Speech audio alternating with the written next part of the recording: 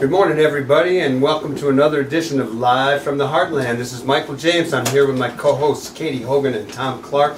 We're broadcasting from the WLUW studios at 26 East Pearson, and we've got a wonderful lineup for you all this morning. It's a complicated world, and we're going to try to get at some of the things that you should be thinking about while we try to make it a better place. We're going to have a wonderful alderman and a candidate for the governor's position here in Illinois, a Mayor Pawar. He'll be on in a bit. We've got a couple of activists around pro-Muslim rights and immigration, Mary Zirkle and Sophia Sami from the American Friends Service Committee. And we're going to have Floyd Webb and Rhonda Ezell, and they're going to talk about gun possession and the Second Amendment in the black community. So get ready for a whole hour of conversation, information, and probably a little bit of fun. Yeah, good. Thanks, Michael. Nice intro. Oh, thanks, Kate. Still a little cool for May, but the sun is shining. It's great weather for November. Quit complaining, yeah? Just get a warmer coat. Look, this was a week of Trump care. Trump care doesn't care. It doesn't care. I mean, I think that the GOP owns this. Whatever plan emerges from whatever Senate, House compromise sometime next What did summer. Pelosi say? It's tattooed on her forehead.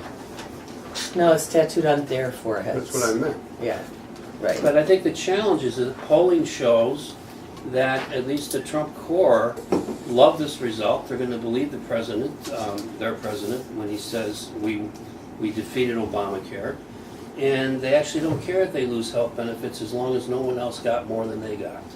It's very intriguing polling that we, who are trying to listen to the other side and figure out what makes them tick, it's going to take us a while, I'm afraid, because they're ticking into a different clock. Okay.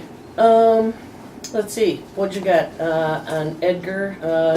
Amazing interview in a Southern newspaper this week where Edgar doesn't think Michael Madigan is all to blame for the state's fiscal crisis, and a not so opaque referencing of a certain governor who's not getting the job done. Very interesting bipartisan kind of comments, truly bipartisan, although some folks pointed out very quickly that it was under Edgar that the kind of pushed the can down the road pension funding started, although that was a bipartisan thing at the time because of a previous budget crunch. I really don't think most voters think and the blame is in only one house. I think everybody thinks they're all to blame.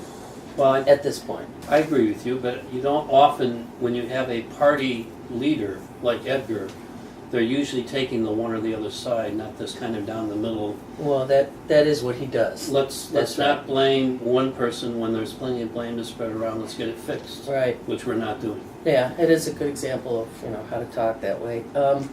Network 49 is having a membership meeting Wednesday, May 17th. We want to remind you of that. It's 7 p.m. at Willie B. White Park. It's going to be an interesting conversation within the membership this time.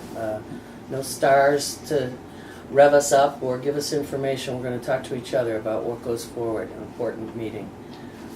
And our state representative Kelly Cassidy and our state senator Heather Staines had a piece, an op-ed piece in the Tribune on cannabis solving part of the state budget woes. They've introduced a bill to legalize marijuana, and we're rooting for them. Did either of you see that article? I did, and they're making. They didn't say that legalizing marijuana would solve all the state's problems, but where Colorado brought in $60 to $100 million in the first year or two, Illinois' larger market, they think it'd be more like, maybe $500 million, 600 million. They don't expect this to happen this year, but they're making the case for why it might be part of the solution to our fiscal woes. A lot of people woes. are rooting for him on this one. Absolutely. Absolutely. Everybody on this show, I know that much. I know that much.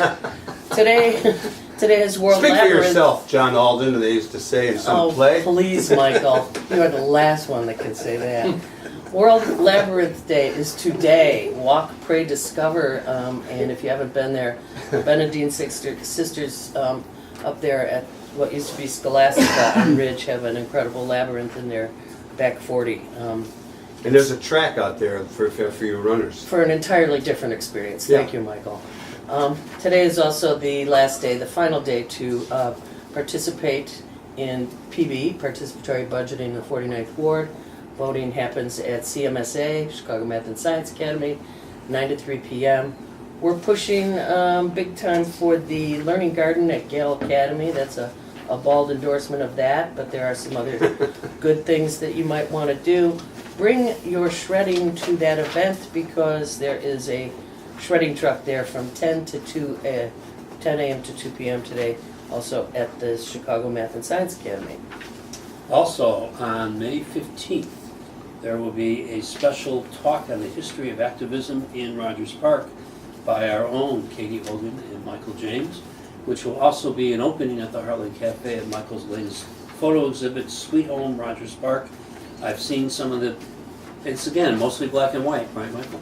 Well, there's a couple that were taken in color, but they are turned to black and white. But it's mostly black and white, and most of them are filmed 1976, early Heartland, all the way through Halloween 2016. So great, rich Michael James black and white shots of our history, focused on Rogers Park and in and around the cafe and other good things that activists have been trying to do over the last generation or so.